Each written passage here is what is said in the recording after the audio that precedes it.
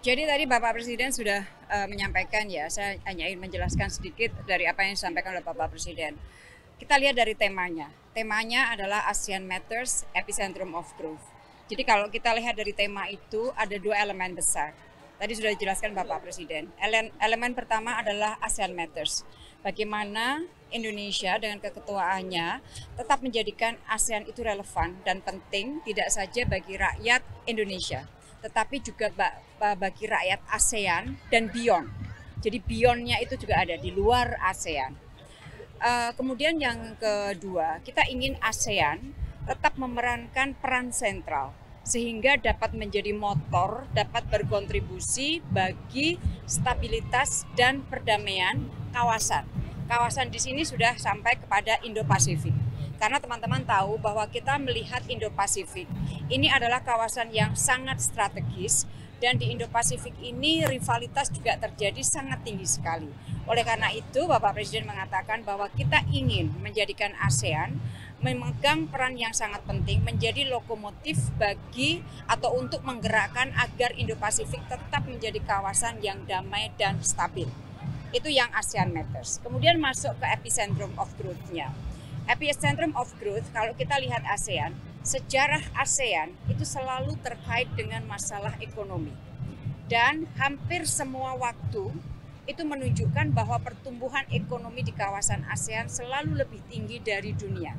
Untuk proyeksi 2023 misalnya, proyeksi pertumbuhan ASEAN oleh ADB itu 4,7%. Sementara oleh World Bank, proyeksi untuk pertumbuhan ekonomi dunia adalah 1,7. Nah, ini Bapak Presiden menginginkan agar hal ini dapat ini akan terus kita tingkatkan sehingga Asia Tenggara, ASEAN tetap dapat menjadi epicentrum of growth atau pusat pertumbuhan ekonomi. Caranya apa? Ada beberapa kerjasama yang akan diperkuat, antara lain di bidang kesehatan tentunya karena pandemi belum tuntas, kemudian yang kedua di bidang energi, yang ketiga di bidang pangan, dan yang keempat adalah penguatan untuk kerjasama keuangan. Nah, tadi saya bicara mengenai Indo-Pasifik. Indo-Pasifik banyak didekati hanya dari aspek security. Kita mendekati Indo-Pasifik selain tentunya masalah keamanan penting, tetapi kita ingin mendekatinya dari aspek ekonomi dan kerjasama pembangunan. Oleh karena itu, selama keketuaan Indonesia, flagship event kita akan ada ASEAN Indo-Pacific Forum. Di dalam ASEAN Indo-Pacific Forum itu akan ada 4 kegiatan utama. Satu terkait kreatif ekonomi, yang kedua digital economy for SDGs untuk Sustainable Development Goals, yang ketiga adalah Business and Investment Summit, dan yang keempat adalah infrastruktur. Jadi kalau dari penjelasan saya tadi, ini akhirnya akan menyatu menjadi upaya untuk memperkuat Asia Tenggara sebagai epicentrum of growth. Jadi cerita besarnya seperti itu, teman-teman. Cukup, terima kasih. Jadi tantangan untuk kalau Februari kan genap 2 tahun kudeta Myanmar terjadi.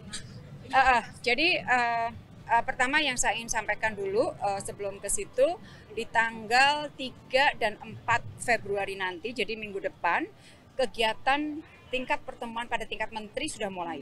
Jadi akan ada pertemuan para menteri luar negeri ASEAN retreat di Jakarta, di ASEAN Sekretariat. Jadi kita gunakan ASEAN Sekretariat, gedung yang bagus, gedung yang cukup untuk menyangga kegiatan-kegiatan ASEAN, kita gunakan untuk pertemuan pertama para menteri luar negeri ASEAN di bawah keketuaan Indonesia. Nah, di dalam pertemuan itu ada 2 bagian, satu bagian yang ACC, satu bagian yang retreat yang akan membahas mengenai isu-isu yang terkait dengan kawasan dan juga di luar kawasan. Mengenai Myanmar, seperti yang tadi Pak Presiden sampaikan, posisi Indonesia konsisten karena ini adalah sudah keputusan para leaders ASEAN untuk tetap mengimplementasikan 5 point of consensus. Jadi kita ingin implementasi 5 point of consensus ini menjadi platform utama, mekanisme utama dari ASEAN untuk berkontribusi untuk membantu Myanmar keluar dari krisis politiknya. Tetapi sekali lagi, yang dapat menolong Myanmar itu adalah bangsa Myanmar sendiri. ASEAN itu membantu mereka, ingin membantu mereka. Kan ini kan negara yang berdaulat. Jadi kita selalu sampaikan bahwa kita siap bantu, sebagai keluarga kita siap bantu, dan teman-teman tahu sejarah Myanmar sangat kompleks. Tapi kita sebagai keluarga kita siap bantu. Dan kita selalu sampaikan message kepada junta militer bahwa implementasi 5 point of consensus adalah pendekatan ASEAN. Satu-satunya pendekatan ASEAN untuk membantu Myanmar. Unfortunately, sampai saat ini belum ada kemajuan signifikan. Kita akan berusaha terus mencoba mengajak semua pihak yang ada di Myanmar untuk mengimplementasikan 5 point of consensus. Oke, terima kasih ya. Prioritas dari keketuaan Indonesia adalah mempercepat proses komunitas building community, pembangunan komunitas ASEAN. Itu prioritasnya. Karena itu yang akan menjadi kepentingan rakyat ASEAN untuk terus maju. Tentunya kewajiban kita adalah juga membantu Myanmar keluar dari krisis politiknya. Tetapi kita tidak ingin isu Myanmar kemudian menghostage semua proses yang sedang berjalan di ASEAN. Kita ingin pastikan proses ini berjalan terus. Terima kasih.